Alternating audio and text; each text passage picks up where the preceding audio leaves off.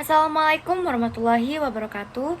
Perkenalkan, nama saya Chelsea Aurelia Atmara dengan NP Mahir 343. Saya berasal dari Fakultas Ekonomi dan Bisnis, Program Studi Manajemen. Pada video kali ini, saya akan menjelaskan mengenai final project mini research statistika dengan judul Pengaruh Frekuensi Review Materi per Minggu terhadap skor pemahaman materi mahasiswa. Penelitian ini dilakukan sebagai bentuk penerapan analisis statistika, khususnya regresi linear sederhana, untuk melihat apakah kebiasaan mengulang materi benar-benar berpengaruh terhadap tingkat pemahaman mahasiswa. Dalam proses pembelajaran, mahasiswa memiliki kebiasaan belajar yang berbeda-beda. Salah satu kebiasaan yang umum dilakukan adalah mereview atau mengulang materi kuliah. Namun, sering muncul pertanyaan, apakah semakin sering mereview materi akan selalu meningkatkan pemahaman, atau justru pemahaman dipengaruhi oleh faktor lain selain frekuensi review materi? Berdasarkan hal tersebut, penelitian ini dilakukan untuk mengukur secara statistik hubungan antara frekuensi review materi dan tingkat pemahaman mahasiswa. Jadi tujuan dari penelitian ini yaitu yang pertama untuk mengetahui apakah terdapat pengaruh antara frekuensi review materi per minggu terhadap skor pemahaman materi mahasiswa. Yang kedua yaitu mengetahui seberapa besar kontribusi frekuensi review dalam menjelaskan tingkat pemahaman materi. Variabel penelitian yang saya gunakan yaitu menggunakan dua variabel, yaitu variabel independen atau variabel X dan variabel dependen atau variabel Y. Variabel X merupakan frekuensi review materi per minggu yang diukur menggunakan angka langsung seperti 0, 1, 2, 3, 4, 5, dan seterusnya sesuai kebiasaan masing-masing responden. Dan variabel Y-nya yaitu skor pemahaman materi yang diukur menggunakan skala Likert 1 sampai 5, di mana 1 yaitu sangat tidak paham dan 5 itu sangat paham. Teknik pengambilan datanya yaitu jenis data yang digunakan adalah data primer yang diperoleh langsung dari responden melalui Google Form. Jadi populasinya yaitu seluruh mahasiswa aktif, khususnya pada mahasiswa manajemen. Dan sampelnya ada 33 mahasiswa, dan teknik samplingnya yaitu menggunakan confidence sampling, dan jenis datanya yaitu cross sectional karena data ini dikumpulkan pada satu periode waktu. Penggunaan Google Form dipilih karena pengisiannya itu lebih cepat dan praktis, dan jawabannya itu berbentuk angka sehingga mudah untuk dianalisis, dan data yang diperoleh dapat langsung diolah menggunakan Excel atau SPSS, tapi di sini saya menggunakan Excel. Sekarang kita masuk ke bagian metode analisis data. Metode analisis yang saya gunakan yaitu regresi linear sederhana dengan persamaan umum yaitu Y sama dengan A plus BX. Alasan memilih regresi linear sederhana adalah penelitian ini hanya melibatkan satu variabel X dan satu variabel Y, dan ingin melihat apakah X dapat memprediksi atau menjelaskan perubahan Y. Untuk hipotesis penelitiannya yaitu H0, tidak terdapat pengaruh signifikan antara frekuensi review materi terhadap skor pemahaman materi mahasiswa. H1-nya yaitu terdapat pengaruh signifikan antara frekuensi review materi terhadap skor pemahaman materi mahasiswa. Taraf signifikasi yang digunakan adalah alfa sama dengan 0,05. Berikut merupakan data mentah yang saya peroleh dari kuesioner saya kemarin, yaitu variabel X-nya merupakan review materi per minggu dan variabel Y-nya yaitu pemahaman materi mahasiswa. Dan ini saya menghitung atau mengolah datanya menggunakan Excel. Berikut cara menghitung menggunakan Excel. Pertama-tama kita masuk ke aplikasi Excel-nya dan kita pilih di bagian data. Nah, di sini terdapat data analisis. Kita tekan. Setelah itu kita memilih, scroll ke bawah dan memilih bagian regression.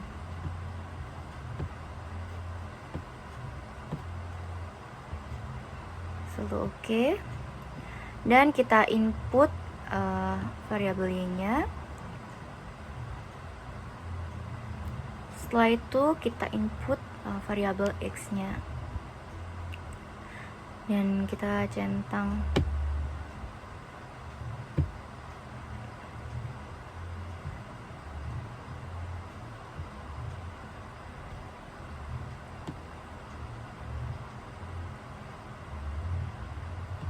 berikut cara menghitung menggunakan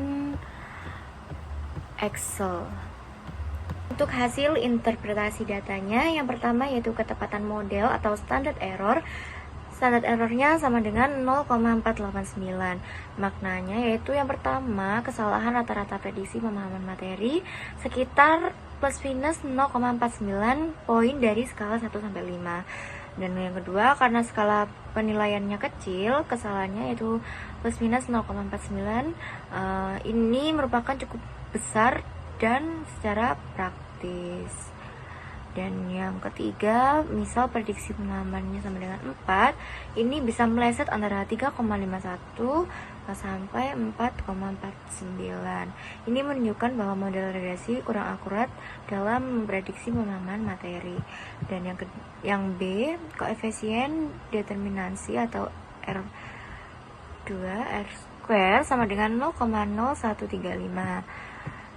Yang artinya hanya 1,35% variasi pemahaman materi yang dapat dijelaskan oleh frekuensi review materi per minggu. Dan 98,65% lainnya itu dipengaruhi variabel lainnya seperti cara belajar, kemampuan individu, fokus saat kelas, motivasi belajar, serta lingkungan belajar. Dan yang C, korelasi R-nya multiple R sama dengan 0,116, yaitu hubungan antara frekuensi review materi dan pemahaman materi sangat lemah dan hampir tidak linear. Dan yang kedua yaitu nilai kecil ini berarti peningkatan review tidak selalu diikuti peningkatan pemahaman. Dan yang D, persamaan regresi berdasarkan output yaitu A-nya 3,278 dan koefisien X atau B-nya itu 0,073. Untuk persamaannya yaitu Y sama dengan 3,278 plus 0,073X. Maka interpretasinya yaitu jika mahasiswa tidak pernah mereview, X-nya itu sama dengan 0 dan tingkat pemahaman yang diprediksi sama dengan 3,278. Ini merupakan kategori sedang. Dan yang kedua, setiap tambahan 1 kali review per minggu, pemahaman meningkat 0,073 poin saja. Peningkatan ini sangat kecil dan tidak signifikan. Yang E, uji signifikasi atau uji F, kelayakan model.